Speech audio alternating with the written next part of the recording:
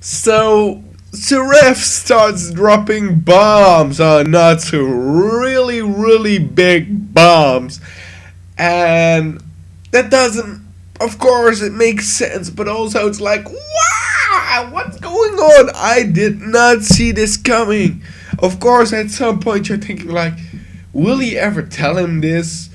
When is the right time? Well, I guess there is no right time to be telling somebody that really hates you and wants to kill you that you're his brother, and all the stuff with his father that was a dragon is not true, and everything that happened was, well, a lot different than he thought it was, and that is really hard to progress, and of course he's not believing it. That is making sense, and Zeref is really starting to act like, well, I've waited a long time for you, and at one point it didn't work out, so I was like, well, screw it, I'm just going to destroy the world, because he doesn't love anymore and he doesn't hate anymore. He said that. That's very strange, because I was like, but what does he do then? Because he really said it like that. He said, well, I've waited 400 years for you, and he talks about how the dragon and how he talked with the New, everything he worked out, and that Natsu doesn't want to learn to read and to write, stuff like that. So it must be like maybe that Natsu of Zeref, even in the beginning of the years when he was younger, started to teach him stuff, but he didn't want to accept it or so for some crazy reason. But it was really like a mind fuck for Natsu, of course, because I don't know a better way to say it, but it was like, all I believed, all I thought was real is not.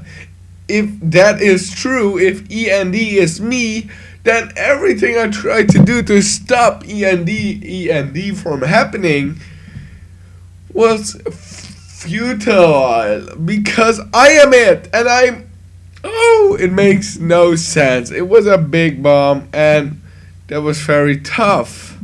Let's see, I've got it here and looked. I'm looking if I can see it.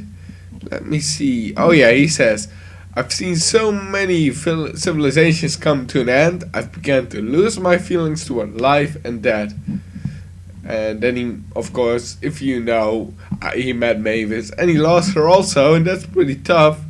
Well, yeah, he's really like giving up everything, but then Happy takes him away, and that is a big point, because he got on his arm this power from Neil to destroy Zeref, but he can't use it anymore after this. It's over. So it's like, who's going to kill Zeref now? What's going on? And it's very troublesome also for him to know what's happening, the truth, and how he's going to work out with that. It's really such a big chapter. I really love this chapter because it's very amazing. I really did love it. I do love it. It's amazing. It's so much stuff, and you're like, wow, I never could see this coming in the beginning of the manga, in the beginning of the anime, that he was a brother of Zeref and END.